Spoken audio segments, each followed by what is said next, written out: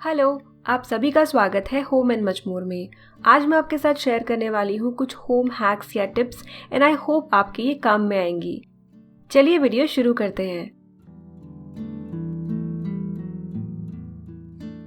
हमारे घर में इस तरह के शो पीसेस होते हैं। जब भी हम इसे किसी अच्छे सरफेस पर जैसे कि वुडन सरफेस पर रखते हैं तो शो पीस के बेस की वजह से सरफेस पर स्क्रैचेस आते हैं।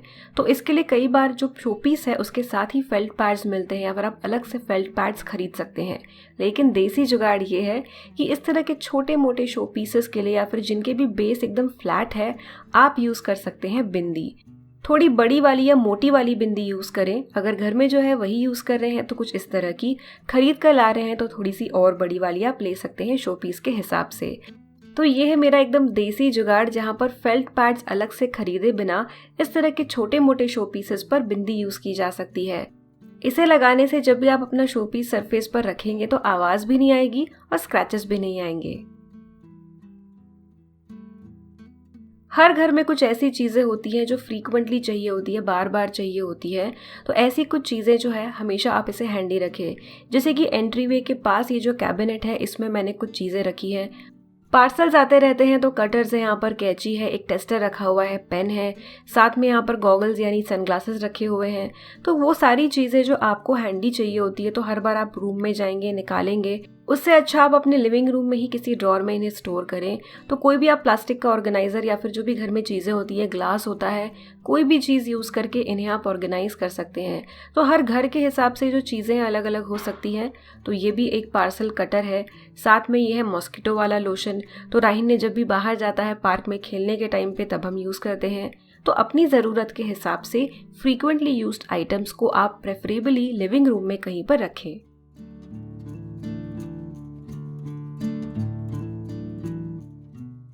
नेक्स्ट टिप है बाथरूम स्टूल से रिलेटेड। तो बाथरूम के स्टूल्स बहुत कॉमन है, लेकिन जब भी आप नया खरीदें 5 लेग्स वाले स्टूल खरीदें। इससे फ़ायदा ये है कि जो बॉडी है ज़्यादा स्टर्डी होती है और ये जो 4 लेग्स है वो साइड की तरफ कभी भी वज़न से फैलने की संभावना नहीं होती है। तो मेरा ये सजेशन है कोई भी अच्छे ब्रांड का 5 लेग्स वाला ही स्टूल खरीदें आप बाथरूम के लिए। 4 लेग्स वाले स्टूल के मुकाबले ये बेटर होते हैं। आजकल हमारे इंडियन हाउस होल्ड्स में वेस्टर्न टॉयलेट्स बहुत कॉमन हो गए हैं, साथ में उनके हेल्थ फॉसेट भी होता है, लेकिन फिर भी हम रखते हैं टॉयलेट रोल हमारे बाथरूम में। तो ये जो स्टैंड आप देख रहे हैं इसमें काफ़ी अच्छे से कैबिनेट के डोर में ही टॉयलेट रोल्स आ जाते हैं बिना ज़्यादा स्पेस ऑक्यूपाई किए। गीली टॉयलेट सीट को क्लीन करने में ये काम आते हैं। तो टॉयलेट सीट को हमेशा ड्राई एंड हाइजीनिक रखने के लिए आप इनका यूज़ कर सकते हैं, क्योंकि ज़रूरी नहीं है कि जब हम टॉयलेट सीट यूज़ करने जाए तो वो सूखी हो और वो बहुत अनहाइजीनिक होता है। तो यहाँ पर ये जो रोल्स हैं मैंने लटकाए हैं इस हैंगर पर। ये इस तरह का हैंगर है कि इसे आप किसी भी डोर कैबिनेट डोर पर लगा सकते हैं। तो टिश्यू रोल्स ही नहीं, आप बाकी की चीज़ें भी इसमें रख सकते हैं। तो हम यहाँ पर रखते हैं इसे कैबिनेट के अंदर, ताकि ये जो टिश्यू के रोल्स है ये मॉइस्चर से मॉइस्ट भी ना हो और हमेशा हैंडी रहें।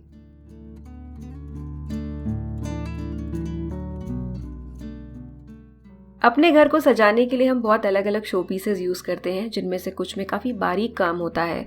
अब यहाँ पर जो आप मिरर देख रहे हैं इसकी फ्रेम में भी बहुत सारी छोटी छोटी स्पेसेस हैं। इसके अलावा जो झरोखा होता है, सिमिलर फ्रेम्स होती हैं, उनमें भी गैप्स जो होती है वहाँ पर धूल बैठ जाती है। इसलिए कम समय में ज़्यादा एरिया को साफ करने के लिए आप यूज़ कर सकते हैं ये डस्टिंग ब्रश, जो कि एक्चुअल में सोफा क्लीनिंग ब्रश है, पर मैं इसे यूज़ कर रही हूँ इस फ्रेम के लिए। इसी तरह से कोई भी अगर बड़ी चीज़ है जिसमें छोटा काम है, छोटी स्पेसेस है जहाँ पर धूल बैठ रही है, आप इस तरह का ब्रश यूज़ कर सकते हैं। इसके अलावा जो भी झरोखे होते हैं, जैसे कि यहाँ पर मैं आपको दिखा रही हूँ, ये झरोखा काफ़ी बड़ा है, इससे छोटा भी झरोखा हो सकता है, पर बात यह है कि इसमें भी काफ़ी छोटी छोटी स्पेसेस है जैसा कि आप देख सकते हैं। तो इसकी सफाई भी इस तरह के सोफ़ा क्लीनिंग ब्रश से काफ़ी जल्दी हो जाती है।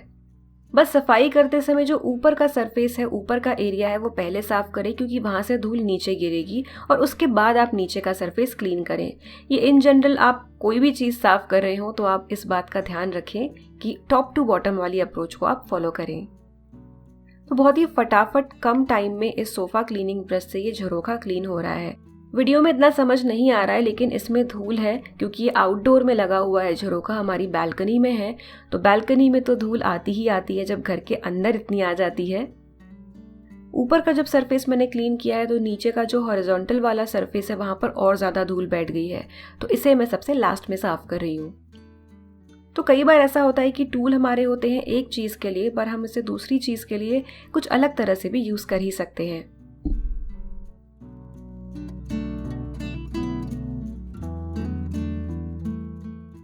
यह है प्लास्टिक कोम। इसकी जगह कोई भी प्लास्टिक की कोम हो सकती है।